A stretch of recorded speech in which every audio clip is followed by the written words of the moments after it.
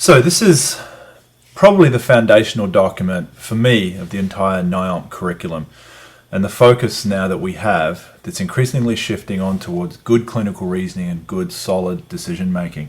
So we're going to use this as the foundation of everything that we're doing. And if you look at this, it's an algorithm, which isn't to say that it's a map, that it's a determinant of exactly how you've got to do things, but it's more of a guide. If you look across the top line there, we've got the initial patient contact, which is easy enough for most of us to understand. And then the next map there is collect patient, age, gender, and also I include in that the pain map.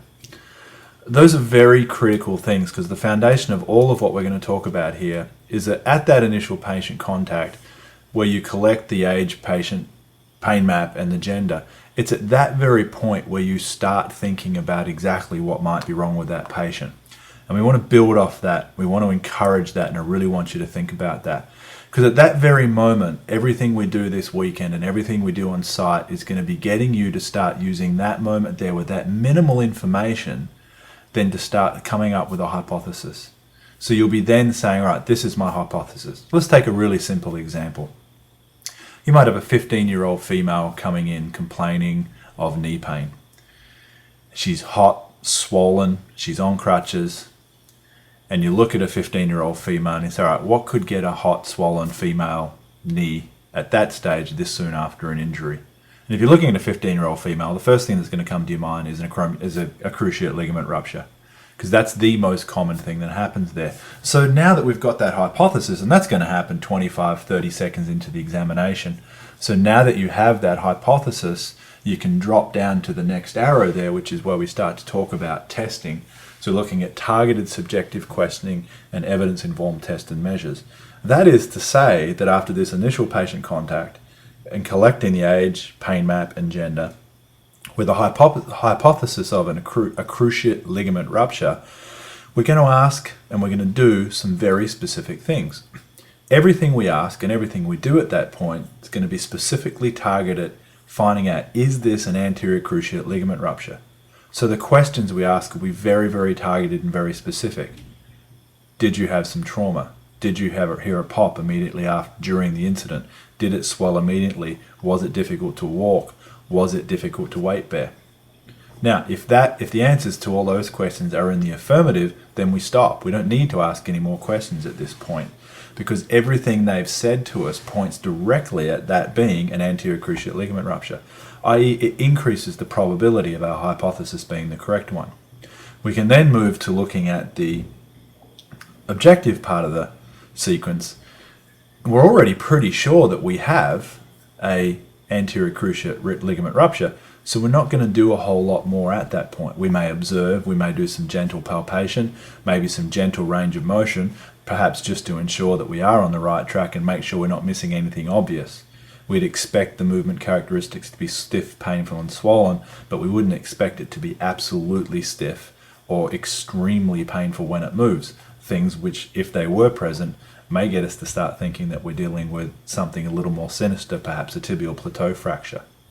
So at that point, and this may only be 5 or 10 minutes into the examination, we've already got a very consistent, solid diagnosis.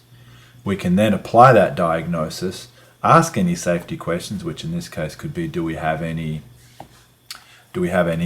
paresthesia, any numbness, any shooting pains down the leg, or are there any medical conditions of note? At which point we can then decide to either refer or treat. So this really is the key component of everything, is at that initial patient contact to do what you're doing anyway. The old method has always been to step back, do a full subjective exam and a full objective exam, and then to sit down and decide, all right, what's wrong with this patient, what we need to do. What I'm suggesting here is that we need to step back from that, because most of the information we get is completely irrelevant and really useless to the fact of what we're doing.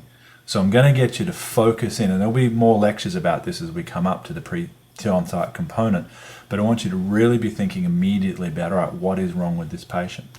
And you'll notice that Naiomt has always had a scanning examination, but that should then be performed only in the components that need to be performed to get to your diagnosis. So if we wrap up here and get to a summary, is this whole algorithm here is what I want you to be thinking about as you're going through these initial parts of the course. we need to have that initial contact. We need to get that initial information, which is available to us quite quickly. And then we want a hypothesis right off the bat. And then everything becomes about trying to get that hypothesis refined so it's right. Now, we might be wrong a few times, but we can continually circle back to it until we get comfortable that we've got the right one.